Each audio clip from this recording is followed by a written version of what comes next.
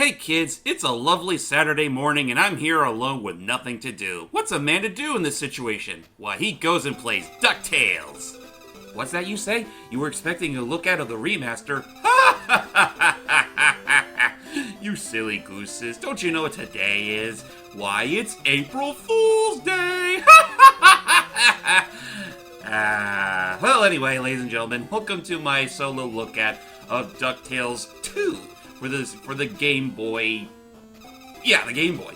It was released around, I'm trying to remember here. It was 1993, just a few years after the original cartoon had done its 3-season run. Hard to believe it lasted about 3 seasons with 100 episodes, but that just goes to show how popular this series really was. So much so that Capcom saw the opportunity for an instant cash cow a few years later and made a sequel to their ever-beloved DuckTales game for the NES/Game Boy. And for those that are not in the know-how, the first DuckTales game was what was the basis for WayForward's remastered remake. So with that said, this is DuckTales 2, and yes, that lovable jingle, which I actually muted on my end right now because I actually don't want the audio to distract me all that much.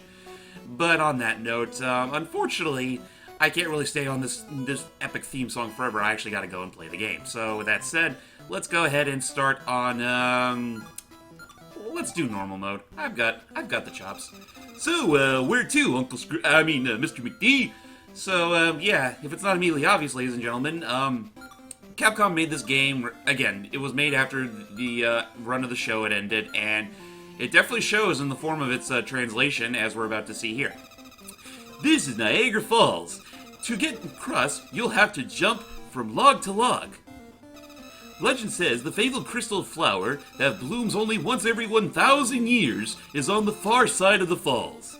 Be careful though, Flintheart Glomgold is after the crystal flower too. Do you want us to go there, Mr. McD? Yeah, I think Steve told me at one point that, Launchpad here never really addressed Scrooge as Uncle Scrooge. He always called him Mr. McD. Much like how he always addressed Darkwing Duck as DW.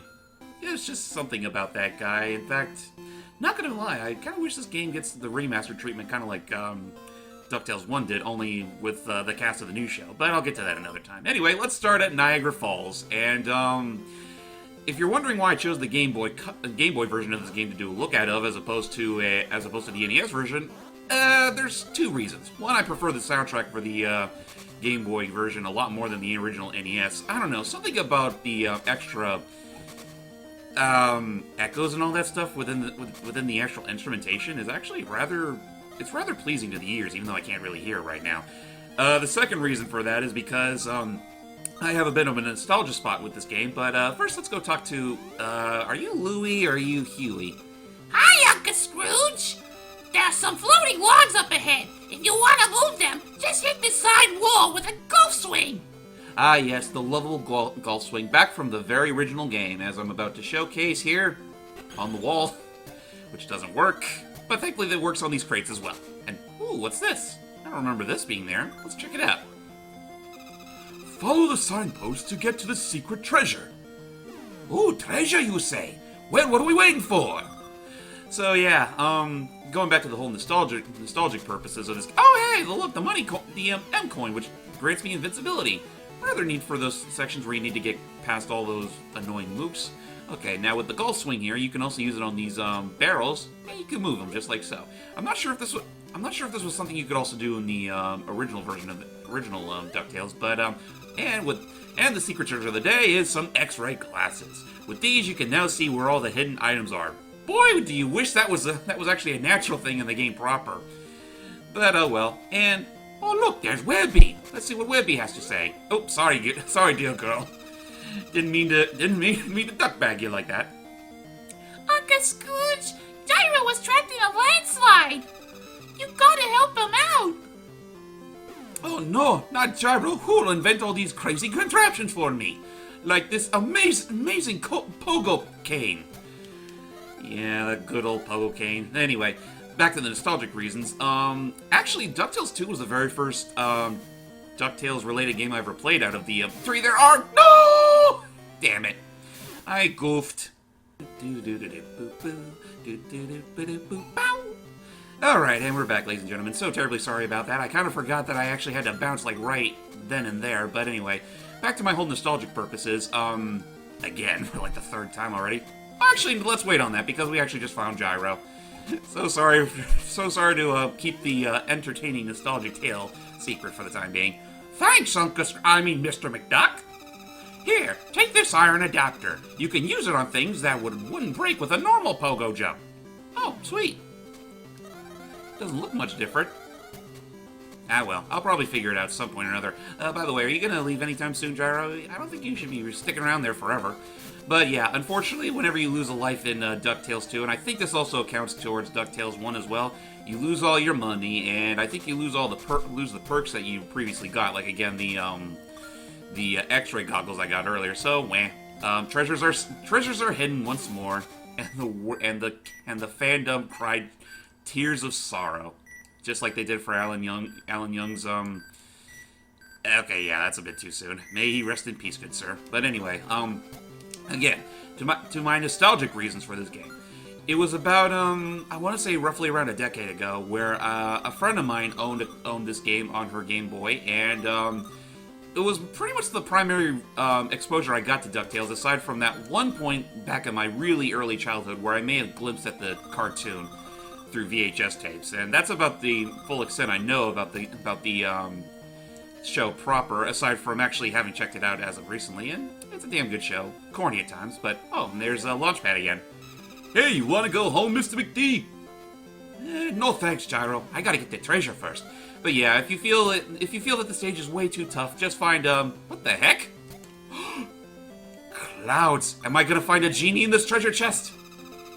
Oh no, it's just a treasure scanner. Basically, it just tells you how many treasure boxes there are left in the stage. But anyway, so yeah, my friend owned a copy of this game on her Game Boy, and I played the heck out of it for a while, even though I had no idea how any of the mechanics work. Like again, the golf swing. I think I only figured out the pogo jump by complete accident, and it should be addressed that she did not have the instruction manual for this game. So imagine having to start this game off with little to no assistance whatsoever.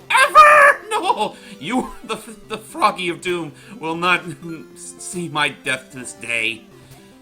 But I shall still prevail, for I am McDuck. And with that, I do believe we are at our boss fight. And who's our boss? Random Fire Duck. I swear to God, this thing looks like something straight out of, have you guys ever heard of a game called Beyond Oasis? He kind of reminds me of the Fire Djinn in that game, and, he didn't have a beak, but boy did he have a hell of a jawline, and there I go! Jesus Christ. Well, at the very least I would restart back at the boss fight, but I lost all me money! No! Now I'm forever the world's poorest duck. Oh well, maybe that'll all change once I get the treasure of this place.